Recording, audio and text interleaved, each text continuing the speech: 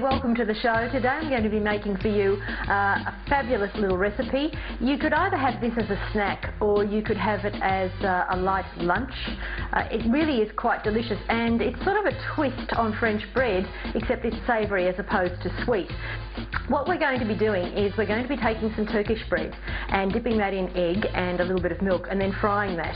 So it's going to make it nice and soggy. It's just beautiful actually. And we're going to be spreading that with a ricotta and goat's cheese spread and putting some char-grilled vegetables on the top of it. This is a very, very delicious snack, and you can vary the amount of goat's cheese you use compared with ricotta depending on what type of flavour that you like. I think you'll really enjoy it. I got this recipe out of a gourmet traveller way back in the early 90s, and it really is quite scrumptious. Is probably the best way to describe it. So let's have a look at the ingredients and let me show you how to do it. Now for this recipe you'll need some tomatoes, baby eggplant that have been sliced into lengths and then quartered, fresh ricotta cheese, goat's cheese, an egg, some Turkish pide or Turkish bread, mint leaves, chopped chilies and some milk. Okay, let's begin by preparing our vegetables, which need to be roasted in the oven. So all I'm going to use is actually a cake tin because I'm only doing a small amount. And as you can see, my baby eggplants I have sliced into quarters. I actually brush these with a little bit of lemon juice as well, because if you don't, then they will go brown quite quickly. So just lay those out into the baking pan or into your cake tin. Your tomatoes, you can work with any tomatoes that you like. I'm just using baby Romas here because I like the flavour. They're also quite fleshy as opposed to being quite heavy with seeds, so you get a much more substantial tomato. What we're going to do here is sprinkle some chopped chilies, which I also prepared a little bit earlier. You can see how to do each of these individually by visiting blackbookcooking.com. Of course, all of the recipes for all of the dishes we make and all of the skill and technique videos are all online as well. So sprinkle that with the chilies. Now I have a mixture here which I have already pre-roasted, and we've got cumin and coriander seeds. They were whole seeds and I roasted them. Again, you'll be able to see how to do that via the video on the website. And once I roasted them, I popped them into my mortar and pestle and I've chopped them and broken them up to release all of those flavours.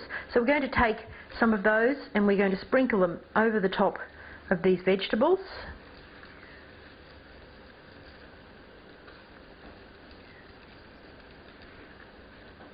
And we're going to season with just a little bit of flaked salt as well.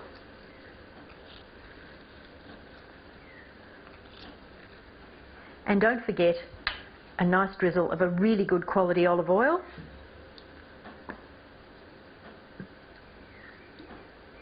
Not too much, but enough for the flavour to permeate. Okay, into the oven, and they will take around about 20 minutes or so to cook. Okay, let's prepare the topping, which is ricotta, and we're using fresh ricotta. Now you can use ricotta out of a container, but I find it's just a little bit too runny. This, it has got a lot of substance and it will hold its shape much better. So we're going to put our ricotta into a bowl. On top of that I've got some goat's cheese. Now I'm actually using a marinated goat's cheese, and it's because it's my favourite. You can use whatever goat's cheese you like, but you'll find that if it's been marinated it really has quite a lovely flavour, and the oil that comes with it will also help to mix the two together. So you can do this in a food processor if you wish. I find it's just as easy to mix them in a bowl and use a fork to mash them together, so that you make sure you do actually mix that goat's cheese through, though it's not always that easy to see, as you can see here, both being exactly the same colour and almost the same consistency. But just mix the two and make sure that they are thoroughly combined. And once you've got part of that done, we're going to add then a little bit of flaked salt for flavour. I'm a bit of a salt fiend, so I do tend to put an extra amount in, and I do know exactly how much works, so it's a bit of a trial and error thing. This is always to taste, as is most seasoning with most dishes. So just mix that through, and once that's done, just set that aside. I pop it back into the fridge so that it keeps nice and fresh until you're ready to spread it onto the bread. Alright, let's do the bread now, and what we're going to do is break an egg into our bowl, and we're going to actually do egg and bread, like an egg and breadcrumb, but we're actually going to soak it. It's a little bit like French bread, I guess is probably the best way to describe it. So into our bowl, let me just grab another fork and just whisk that. We're going to add to that just a little bit of milk. Not too much, but enough to make it go a little further. You could actually use more eggs if you prefer. So it's like French toast. What we're going to do now is we're going to dip our bread into this, and then we're going to fry it. Okay, so taking each slice of bread, now what I've done is I've just taken some pea and I've cut it in half and trimmed it up so it's nice and even, and then I have cut off the lumpy bit on the end here, so I've got a little bit more of a flat piece, because if you've got too much of a rounded edge on it, when you go to fry it, the bit underneath here isn't going to fry. So try and get them as even as you possibly can in squares, and then just pop them in here and allow them to soak up that egg and milk mixture.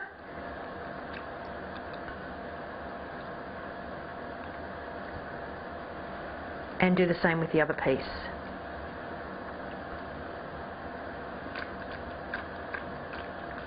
Let it soak up as much as you possibly can. The more that's in there, the more flavour you're going to get, and the less dryness of the bread, which is what we're trying to achieve.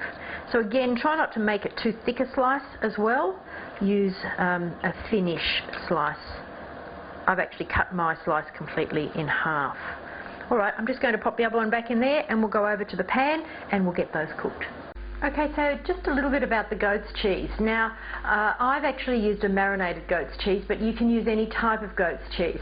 I particularly like the marinated, I like the flavour, and there's a particular brand that I buy all of the time because of that reason. But whatever you use is totally up to you, and as I mentioned at the beginning of the show, you can vary the proportion of goat's cheese to ricotta depending on what flavour you like. If you're a really big lover of goat's cheese, then add more of that and less of the ricotta, or vice versa if it's the other way around.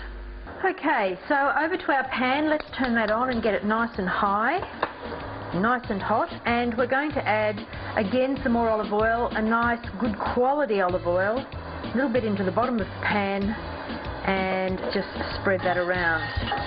You don't want to have too much, we don't want this to be too oily. Once that's nice and hot, place your bread in. As you can see now that pretty much all of that egg mixture has in fact been soaked up by my bread.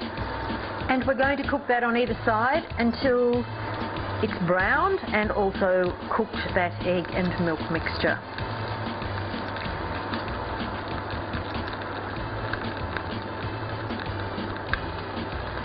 Okay, so once those are done, remove them and pop them on a little bit of paper towel just to absorb the excess oil, and heat off and back to the bench. What we're going to do now is we're going to put our bread, and I think we'll just start with one of these per plate. Take a little bit of the ricotta and goat's cheese and spread that fairly thickly over the top, and then some of our eggplant and our tomatoes on the top, and top those off with just a couple of mint leaves. And there you have a delicious little snack, very quick and easy to do, and certainly very filling.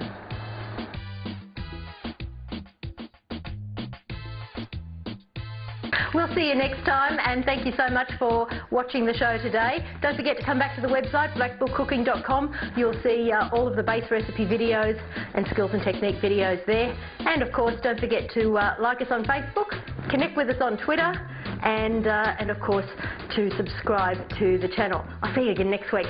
Happy cooking. I'm Victoria.